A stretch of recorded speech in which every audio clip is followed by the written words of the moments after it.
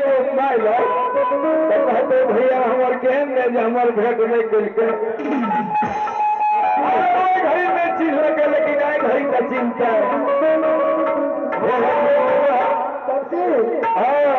तो जरूर कहन के दुख दे चलो चलो सुख में करेंगे तो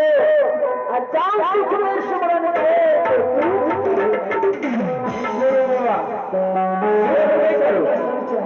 खातिर समय नहीं जल्दी चल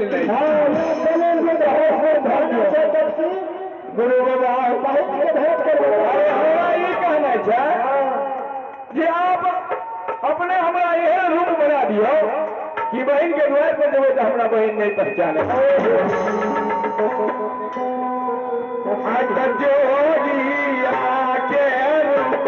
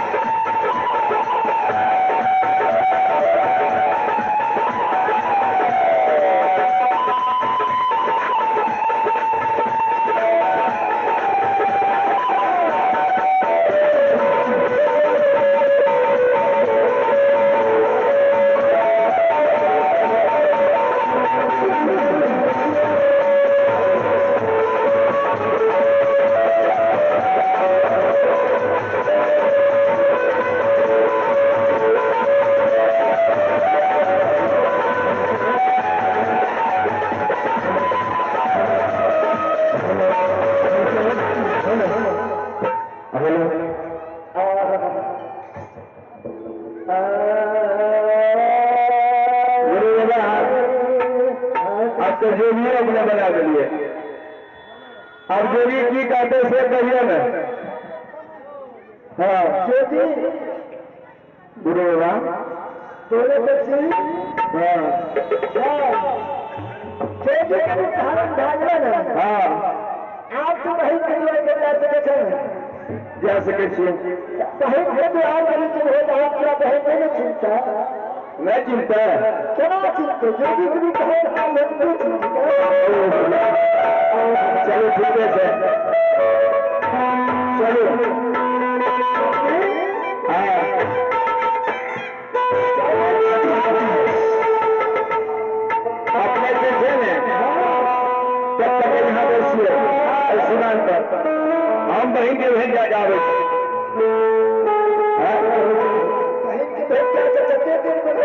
ठीक है जय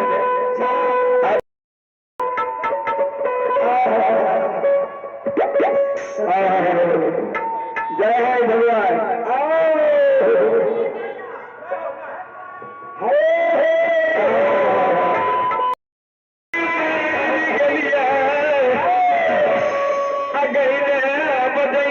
बहन के द्वार पर जब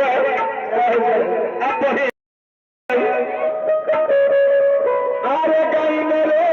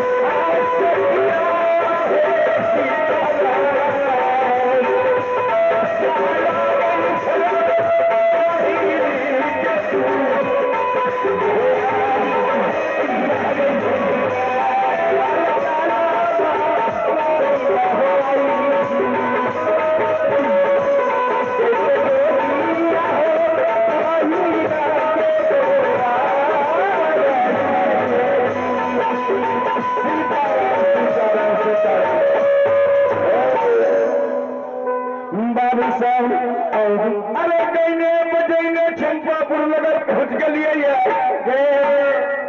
चंपापुर नगर